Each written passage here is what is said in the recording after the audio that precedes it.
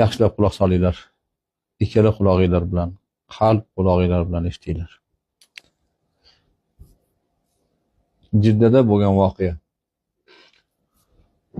Chorrahalardan birida kichik yuk mashinasi va yengil mashina to'qnashib ketdi.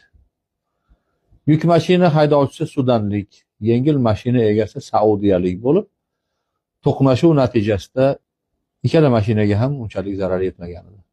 Saudiyalik jahl bilan mashinasidan tushib, to'qnashuv to'liq o'zining xatosi natijasida bo'lganiga qaramay, sudanlikni so'kib, haqoratlab, la'natlab oldiga bordi-da, yuziga tarsaki tortib yubordi. Zarbaning kuchliligidan sudanlik haydovchining ko'zi chiqib ketay dedi. Lekin u senga Alloh kifoya qilsin, ishimni unga topshirdim. Men seni haqqingda xato qilgan bo'lsam, Allohning o'zi meni hisob-kitob qilsin.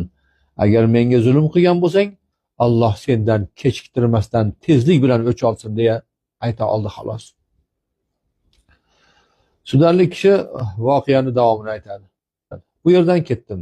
İçimde bir olov yonardi. Qayta hasbiyalloh, hasbiyalloh, ya'ni Alloh menga kifoya, menga Alloh kifoya deb aytardim xolos. Bir necha kun o'tgach, mol bozoriga borib, mashinamni bir chetga qo'ydim. Shu payt bir kishi kelib, ikkita qo'yim bor, anavi ko'chadagi oshxonaga olib borib bermaysanmi deb so'rab qoldi. Men rozi bo'ldim. Qo'ylarni mashinaga yukladik. U o'zining mashinasi bilan oldinga o'tib, yo'l ko'rsatib bordi. Manzilga yetgach, qo'limni ushladi-da, meni tanidingmi dedi. Yo'q dedim. U men sen bilan mashinada to'qnashib ketgan, yuzingga urgan kishiman dedi. Men yana o'sha kungidek u ishni huzurida haqlar zoyi bo'lmaydigan zotga, Allohga topshirganman deb javob berdim. Shu vaqt uning ko'zlariga yosh keldi.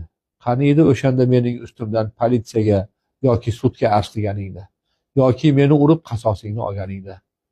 Sen ishingni topshirgan zot, o'sha Alloh taolo voqeani ertasigayoq mendan qasos oldi. Xuddi shu mashinada avtohalokatga uchradim. 2 farzandim, o'g'lim va qizim halok bo'ldi. Allohga qasamki, men ko'chalarni kezib, kechirim so'rash, roziligingni olish uchun 15 kundan beri seni qidiraman. Menga kelgan musibatga sabr qildim. Buni qilgan zulmim uchun dunyoda berilgan jazo deb bildim. Lekin aniq ishondimki, oxiratdagi hisob-kitobdan qochib qutulib bo'lmas ekan. Mana men oldingdaman. Sendan faqat bir narsani so'rayman. Mendan qasosingni ol. Xohlagan ishingni qil, lekin meni kechir.